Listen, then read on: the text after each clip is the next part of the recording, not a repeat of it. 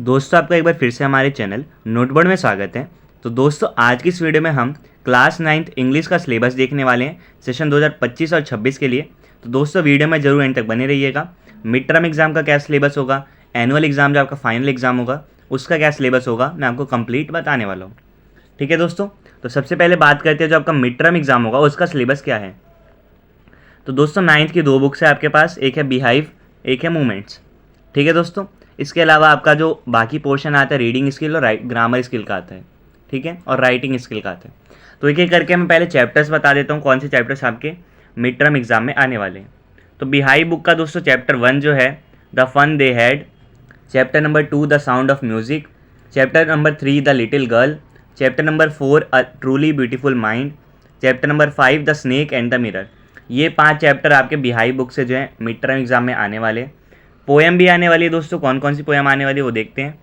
तो पहली पोएम है दोस्तों आपकी द रोड नॉट टेकन, ठीक है। सेकंड है विंड, थर्ड है रेन ऑन द रूफ और फोर्थ है द लेक इसले ऑफ इनिसफ्री। ये 4 पोएम्स आपके मिड टर्म एग्जाम में आने वाली हैं, ठीक है दोस्तों।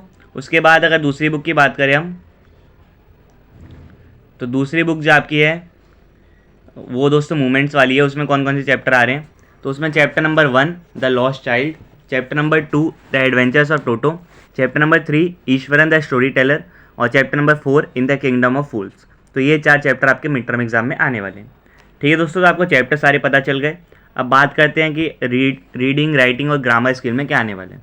तो रीडिंग स्किल में दोस्तों आपको पता है आपके 2 पैसेज वाले क्वेश्चन होते हैं, एक लॉन्ग पैसेज होता है और एक दूसरा जो पैसेज होता है केस स्टडी वाला पैसेज होता है, ठीक है। तो पैसेज आपको दिया होगा, उस पर बेस फिर एमसीक्यू क्वेश्चन होंगे, टिक लगाने वाले, लिखने वाले क्वेश्चन भी हो सकते हैं, ठीक है, और वोकैबुलरी के क्वेश्चन भी हो सकते हैं। जैसे आपको सिनोनिम पूछ लिया, एंटोनिम पूछ लिया, ठीक है, अपोजिट वर्ड, ये सब तो ये आपसे पूछ सकते हैं। उसके बाद राइटिंग स्किल की बात करें दोस्तों, तो आपके सिलेबस में 2 टॉपिक्स हैं। पहला आपको एक पैराग्राफ लिखना है 100 से 120 शब्दों में। कोई भी इवेंट आपको दिया होगा, ठीक है, या फिर आपको कोई क्लू दिया होगा या कुछ भी चीज़ आपको दी होगी उससे रिलेटेड आपको पैराग्राफ लिखना है, ठीक है। टॉपिक कुछ भी हो सकता है। फिर सेकंड आपका डायरी एंट्री या स्टोरी राइटिंग, दोनों में से एक आपको करना है, ठीक है, 100 से 120 वर्ड्स में। तो 2 आपके क्वेश्चन आएंगे राइटिंग स्किल के, एक पैराग्राफ का होगा और सेकंड क्वेश्चन होगा डायरी एंट्री या स्टोरी राइटिंग का। तो दोनों में से आपको कोई एक करना होगा, ठीक है। लेकिन अभी आप क्या कर सकते हैं, दोनों का फॉर्मेट आप अच्छे से समझ सकते हैं किस तरह से फॉर्मेट होता है, ठीक है दोस्तों। फिर ग्रामर की बात करते हैं जो लास्ट है आपका। तो टेंस आ रहे हैं आपके, मोडाल्स आ रहे हैं, सब्जेक्ट वर्ब कॉन्कर्ड आ रहे हैं, डिटर्मिनर्स आ रहे हैं। रिपोर्टेड स्पीच में दोस्तों 3 टाइप्स के आ रहे हैं, कमांड एंड रिक्वेस्ट, स्टेटमेंट और क्वेश्चंस, ठीक है। तो ये सारा आपका ग्रामर में आ रहा है। इसके अलावा क्या है दोस्तों, स्पेलिंग का सही यूज़ करना, पंचुएशन, ग्रामर, ठीक है, गैप फिलिंग, एडिटिंग, ट्रांसफॉर्मेशन, ये सारी एक्सरसाइज जो है, ये सारे क्वेश्चंस आपके पेपर में आ सकते हैं। तो ये दोस्तों मैंने आपको जितना अभी तक बताया है ये सारा आपका मिड टर्म एग्जाम का सिलेबस है, ठीक है। साथ ही साथ यहाँ पे क्या लिखा है दोस्तों, आपकी एक वर्कबुक होती है क्लास 9th की, तो उसके भी आपको यूनिट 1 से लेकर 5 तक रिवीजन करना है। उससे आपकी जो ग्रामर है एक तरीके से पूरी कंप्लीट हो जाएगी, ठीक है।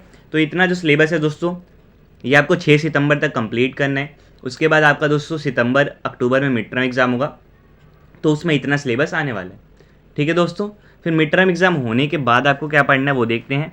तो मिड टर्म एग्ज़ाम होने के बाद आपको बिहाइव बुक का chapter number 6 my childhood, chapter number 7 reach for the top, chapter number 8 Kathmandu, chapter number 9 if I were you, ठीक है, ये 4 चैप्टर्स पढ़ने हैं।